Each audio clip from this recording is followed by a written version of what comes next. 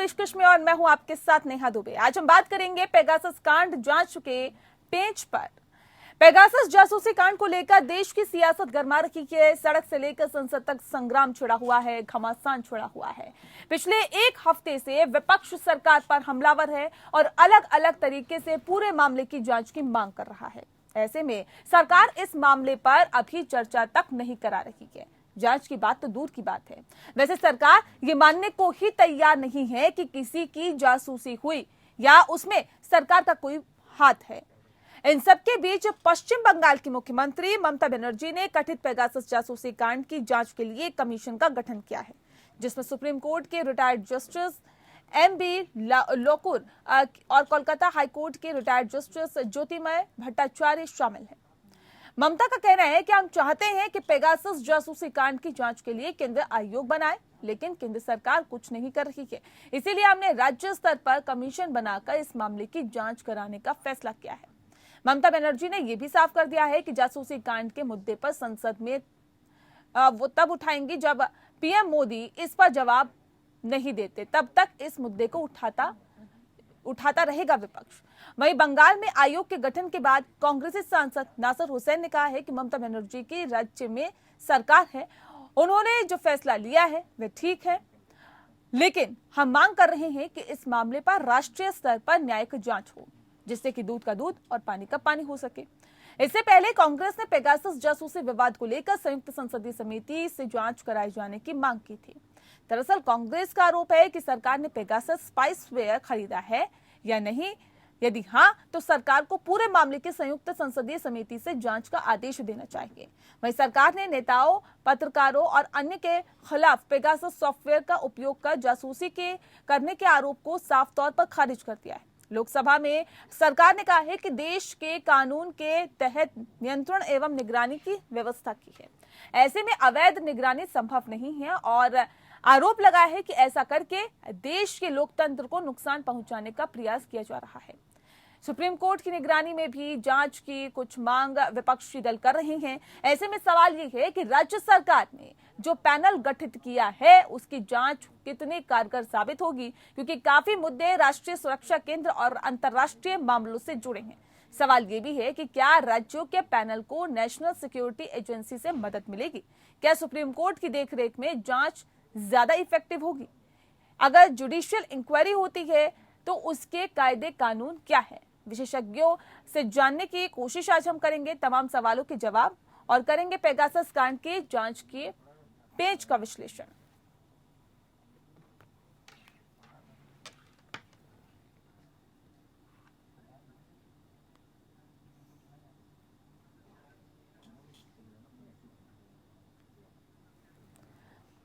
ये दो तस्वीरें आप अपने टीवी स्क्रीन पर देख रहे हैं। दरअसल ये तस्वीरें देखिए और अंदाजा लगाइए कि ये संसद होती है जनता से जुड़े हुए मुद्दों को उठाने के लिए, उन पर चर्चा करने के लिए और उन पर आगे सरकार को जगाने के लिए कि आगे जनता से जुड़े, जनता के हित में किस तरह से फैसले लिए जाए। लेकिन वहां लगातार हंगामा हो रहा है। पहली तस्वीर आप देख रहे हैं संसद के अंदर की तस्वीर है, किस तरह से विपक्ष लगातार हंगामा कर रहा है और मांग की जा रही है कि इस पे चर्चा हो और पेगासस कांड की जांच कराई जाए। हालांकि राज्य सरकार का पैनल गठित हुआ है और ऐसे में पश्चिम बंगाल की मुख्यमंत्री ममता बनर्जी ने एक पैनल को गठित किया है। वो पैनल इस पूरे मामले की जांच करेगा। लेकिन जासूसी कांड के वजह से संसद के बाहर किस तरह का हंगामा हो रहा है, ये भी आप इन तस्वीरों में देख सकते हैं और अंदाजा लगा सकते हैं कि आखिर किस वजह से और क्या वजह है कि यह हंगामा न सिर्फ सदन के अंदर बल्कि बाहर भी देखा जा रहा है। ऐसे में इस विषय पे आज हम तफसील से चर्चा करेंगे। हमारे साथ खास मेहमान मौजूद हैं, उनसे आपका परिचय करा देते हैं। इस वक्त हमारे साथ खेमचंद शर्मा जी हैं, लीडर है बीजेपी के। साथ ही महिमा सिंह जी हमारे साथ है, कांग्रेस के लीडर हैं। डॉक्टर प्रदीप शर्मा जी इस वक्त हमारे साथ है, सीनियर लॉयर है सुप्रीम कोर्ट के। आप सभी का बहुत स्वागत है। सबसे पहला सवाल मेरा महिमा जी आपसे है। महिमा जी, किस तरह से इसे देखती हैं और क्या वाकई आपको लगता है कि संसद में जो हंगामा हो रहा है वो हंगामा ठीक है? ऐसे ही हंगामा होना चाहिए?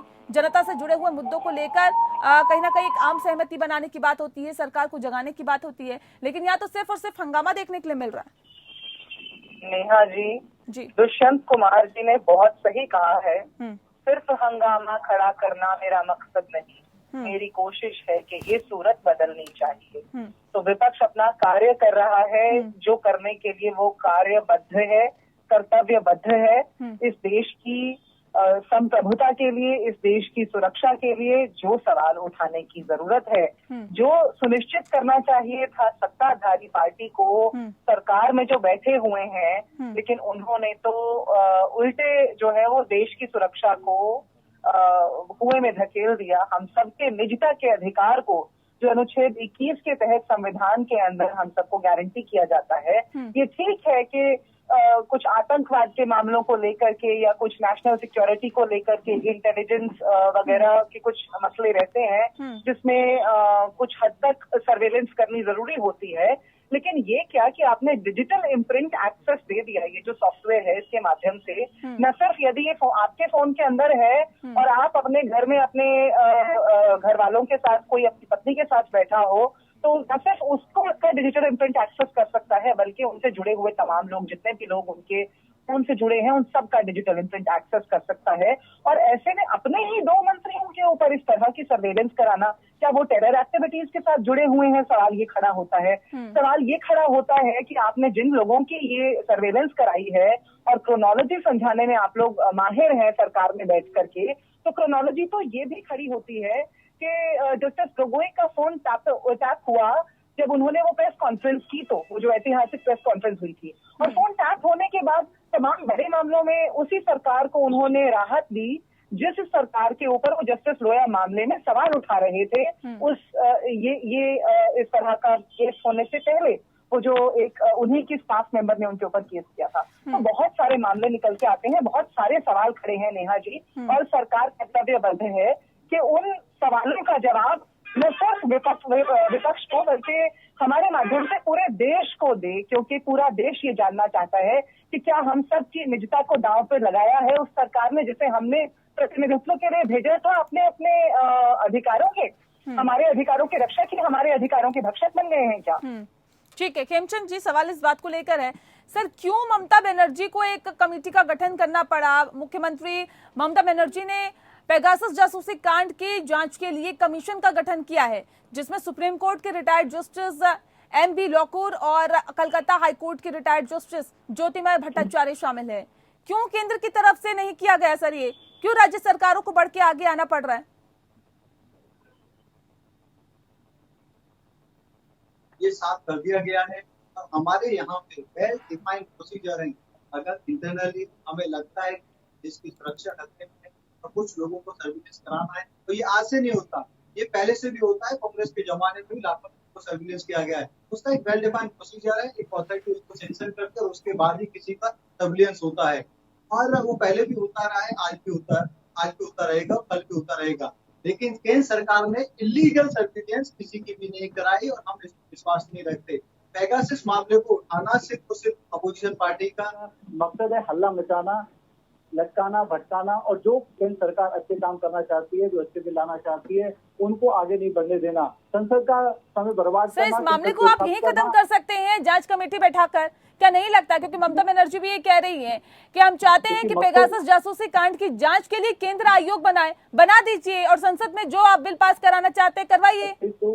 ऐसे तो नहीं होता ना। आप कोई भी मुद्दा जिसमें कोई लेना देना नहीं, आयोग नहीं, वो सर आपकी वजह से आपके हिसाब से लेना देना नहीं है ना, जब विपक्ष लगातार मांग कर रहा है। आप सुन लीजिए, अगर विपक्ष मांग कर रहा है, महिमा जी कह रही है निजता के अधिकार का हनन है। निजता के अधिकार का हनन का मतलब आप कोर्ट में जा सकते हैं अगर आपके पास प्रूफ है, अगर आपके पास सबूत है, अगर आपके पास एविडेंस है कि निजता का हनन हुआ है, तो ये तो बहुत बड़ा ऑफेंस है। और आपके पास तो जो वकील हैं, सुप्रीम कोर्ट के लॉयर्स हैं, वो तो उग्रवादियों के लिए भी रात को कोर्ट को खुलवा देते हैं। तो आपके निजता के हनन का अधिकार जो ब्रीच हो रहा है, तो उसके लिए कोर्ट में क्यों नहीं जाते?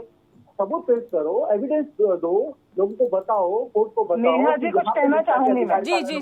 इनके पास कुछ है नहीं, सिर्फ हल्ला मचाना है। सरकार ने तो ये भी बोला है आप वो नियम के अनुसार संसद में बहस कर लो, संसद में आप चर्चा कर लो, वो भी नहीं करना चाहते, सिर्फ और सिर्फ हंगामा करना इनका मकसद है, सिर्फ और सिर्फ लटकाना इनका मकसद है। और मैं आपको बता दूं पेगासस के जो भी सो कॉल्ड रिपोर्ट आई है उसमें भी डायरेक्टली कहीं भारत का नाम नहीं है कि डायरेक्टली भारत सरकार ने डील करके इस तरीके का कोई भी काम किया है। और हम सभी जानते हैं रिपोर्ट के पीछे कौन है, किस तरीके की संस्था है।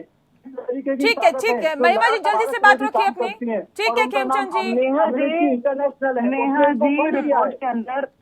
नेहा जी रिपोर्ट के अंदर तमाम वो तथ्य मौजूद है जिनके माध्यम से सवाल खड़े होते हैं सरकारी के 40 देशों के ऊपर और ये उनके नाम आए थे और उन सब ने इंक्वायरी ऑर्डर कर दी है, यहाँ तक कि पाकिस्तान ने भी ऑर्डर कर दी है नेहा जी। लेकिन हमारी सरकार जब उनके ऊपर सवाल खड़े हैं और जिस जनता ने उनको चुन करके भेजा है, सवाल जब खड़े हो रहे हैं तो ये कह रहे हैं आप कोर्ट में चले जाइए और अपने उत्तराधिकार को अपने उत्तरदायित्व को जो है वो सिरे से खारिज कर रहे हैं, जबकि इनका उत्तरदायित्व है जनता की तरफ और जनता विपक्ष के माध्यम से अपने सवाल पूछती है। ये लोकतंत्र का नियम है, ये यदि भूल गए हो तो हम याद दिला दें। वैसे तो 70 साल ये विपक्ष में बैठ के यही कर रहे थे, सवाल कर रहे थे और हंगामा खड़ा कर रहे थे, इसीलिए ये शायद हल्ला जो बात बोल रहे हैं इस तरह से वो बोल रहे हैं। लेकिन हम तो जो सवाल उठा रहे हैं उसमें बाकी सभी देश इंक्वायरी ऑर्डर कर चुके हैं। नेहा जी बाकी सभी देश इंक्वायरी ऑर्डर कर चुके हैं। सबसे पहले अनुशासन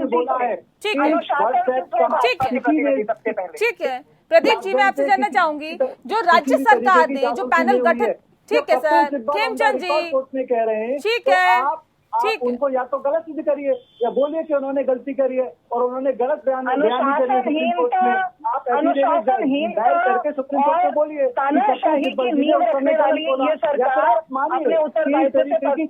नहीं हुई है। ऐसे नहीं एक एक करके अपनी बातों को रखिए, ऐसे नहीं करने के लिए खेमचंद जी ठीक है डॉक्टर प्रदीप शर्मा जी मैं आपसे जानना चाहूंगी राज्य सरकार की तरफ से जो पैनल गठित किया गया है उसकी जांच कितनी कारगर साबित होगी और आगे जांच के लिए या फिर आगे कोर्ट तक जाने के लिए क्या आपको लगता है कि राज्य सरकार की तरफ से जो ये कमेटी गठित की गई है इसकी रिपोर्ट कुछ मायने रखती है या रखेगी? जी जो ज्यूरिडिक्शन है इस स्टेट का वो एक लिमिटेड ज्यूरिडिक्शन होता है, वो एक कंप्लीट ज्यूरिडिक्शन नहीं होता बिकॉज दैट वो एक स्टेट तक कन्फाइन होकर रह जाता है। और बेसिकली तो जो ज्यूरिडिक्शन बनता है क्योंकि ये मैटर जो है सेंटर से रिलेटेड है, एक कंट्री से दूसरी कंट्री के रिलेशन का मैटर है।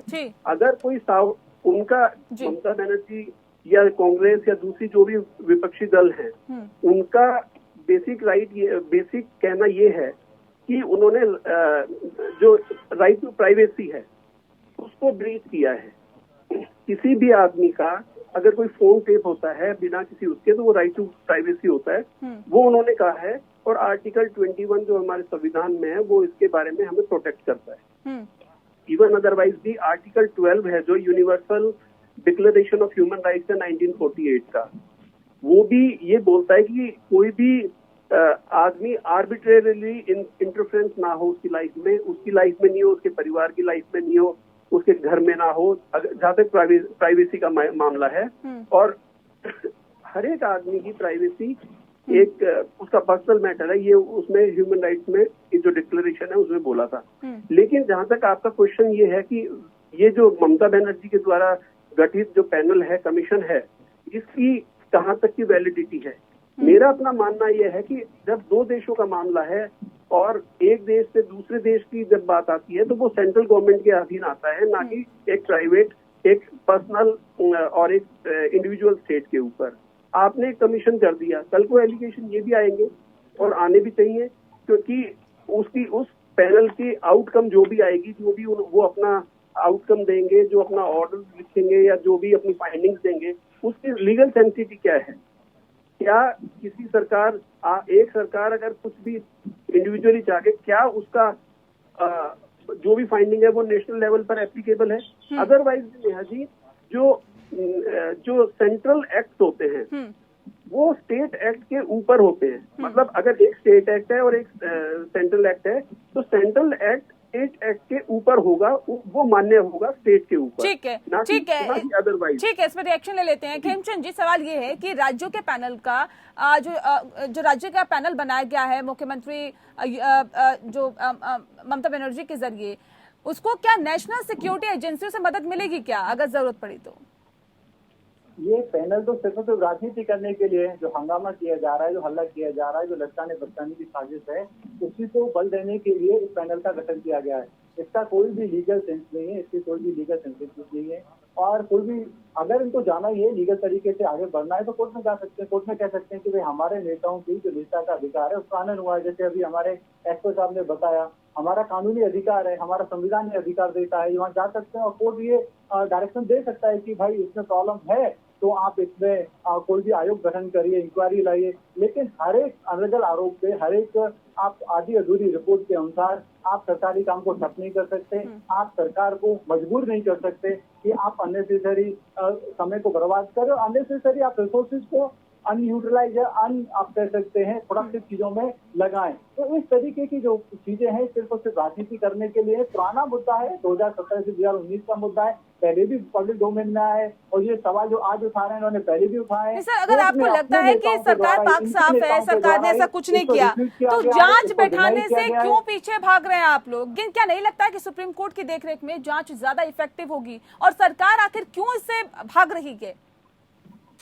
नेहा जी, हम तो बारंबार ये सवाल उठा ही रहे हैं। जी जी जी। और अगर क्यों अटक रही है, क्यों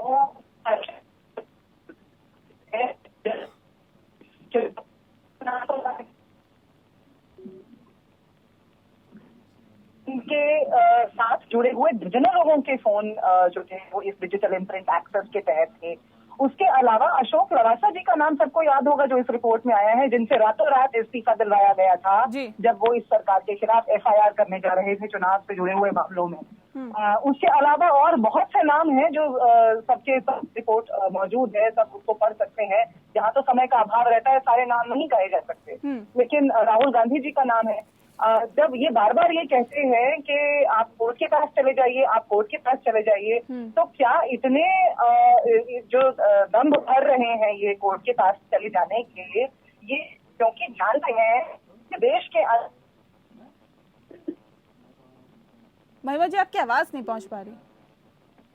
जुडिशरी और इलेक्शन कमीशन दोनों को तो आज इस देश का नागरिक वैसे नहीं देखता जैसे आज से 8 साल पहले देखता। उसका कारण अब ये